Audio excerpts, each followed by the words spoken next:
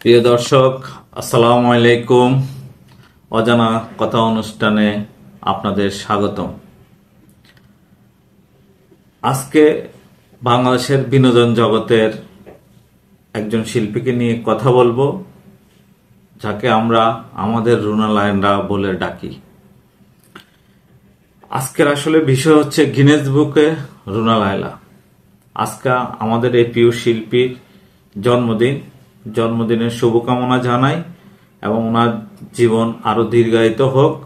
আমাদের সঙ্গীত জীবনে উনি আরো সমৃদ্ধশালী করুক, এই শুভকামনা জানাই।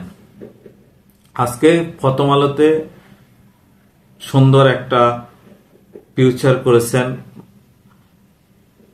রুনা লায়লাকে নিয়ে।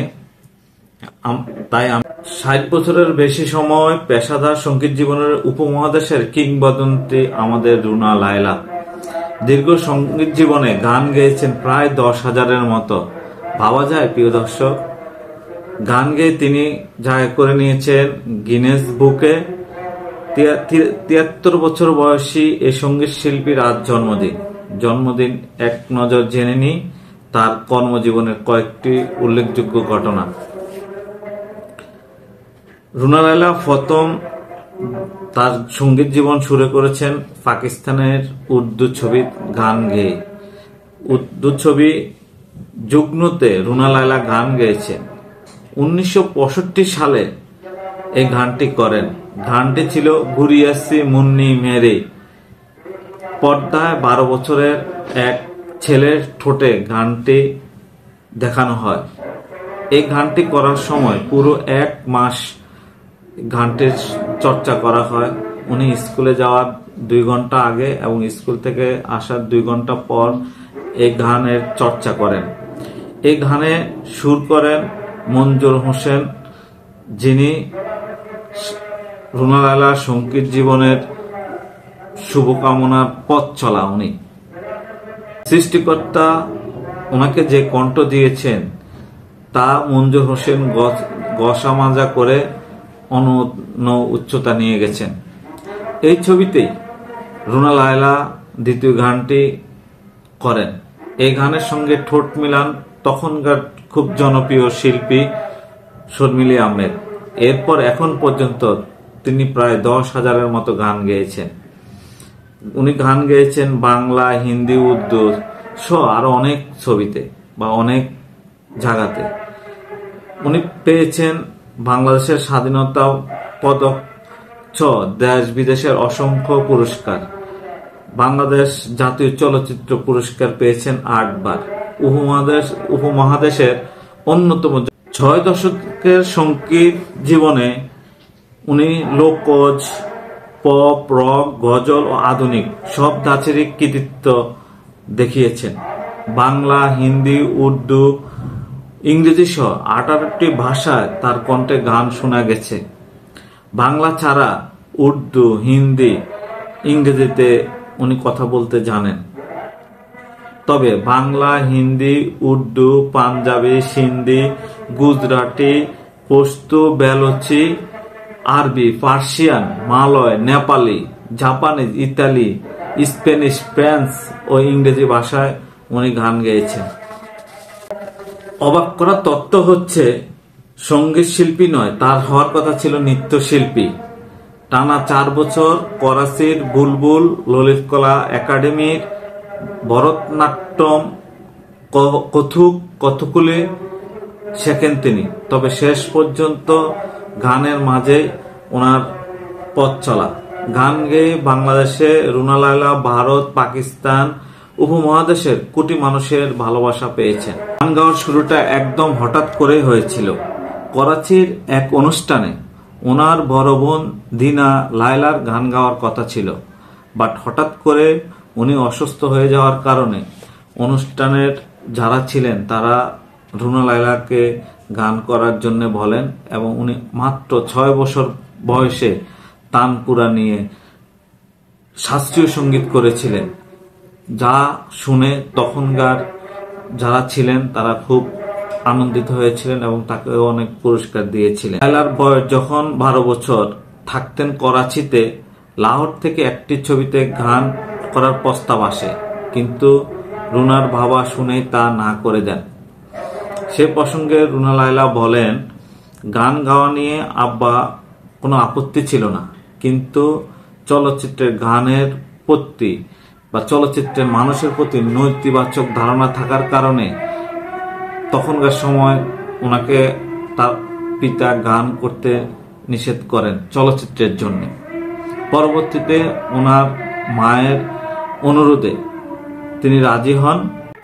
তখনকার সময় যত বড় বড় শিল্পীরা ছিলেন তারা রেডিওতে গান করতেন।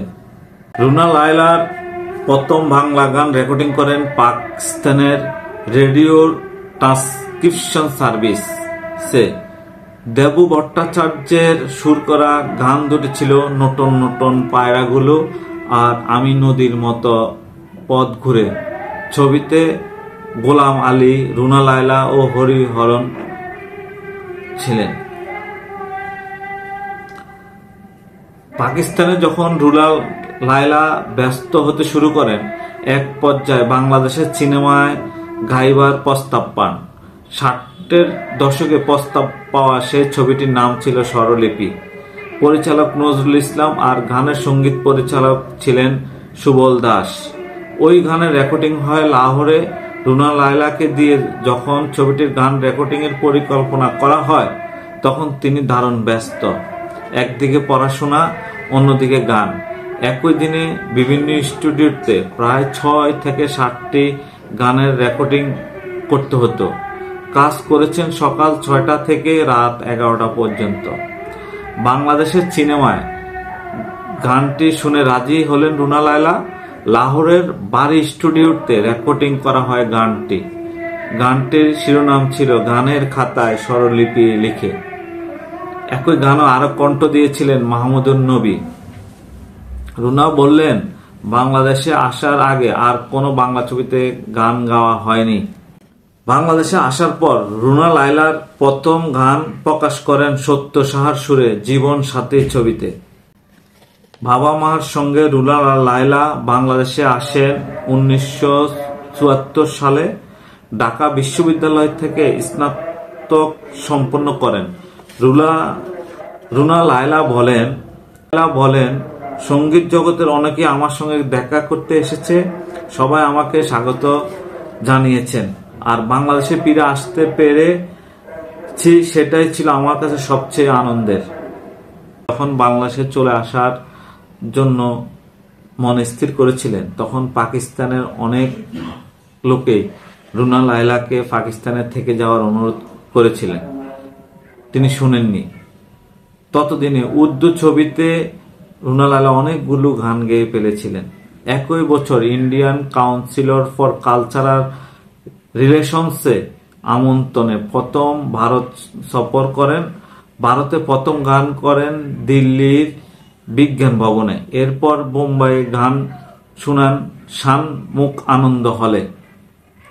1982 সালের 1 ডিসেম্বর ওই দিন রুনার গাওয়া বাপ্পি লাহিড়ীর সুর করা গান দিয়ে EMI মিউজিক কোম্পানি প্রকাশ করেন সুপার রুনা লায়লা নামে অ্যালবাম।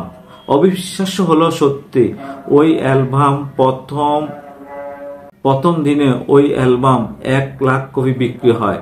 উপমহাদেশের ইতিহাসে রুনা লায়লার জন্য এটা একটি চমক এবং রেকর্ড। এবং উপহার হিসাবে ওই কোম্পানি রুনা লায়লাকে গোল্ডেন ডিস্ক উপহার দেন।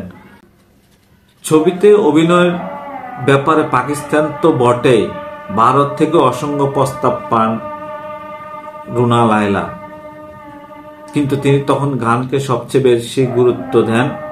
পরবর্তীতে বাংলা ছবিতে একটি ছবি করার প্রস্তাব পান, যে ছবি উনি করেন ওই ছবিটির নাম হলো শিল্পী। ছবিটির পরিচালক ছিলেন চাষী নজরুল ইসলাম। এই ছবিতে রুনা লায়লা অভিনয় করেন বাংলাদেশের জনপ্রিয় নায়ক আলমগীরের বিপরীতে। মুক্তির পরপর ছবিটি বেশ আলোড়ন তৈরি করে। 1952 সালে 17 নভেম্বর সিলেটে জন্মগ্রহণ করেন আমাদের রুনা লায়লা।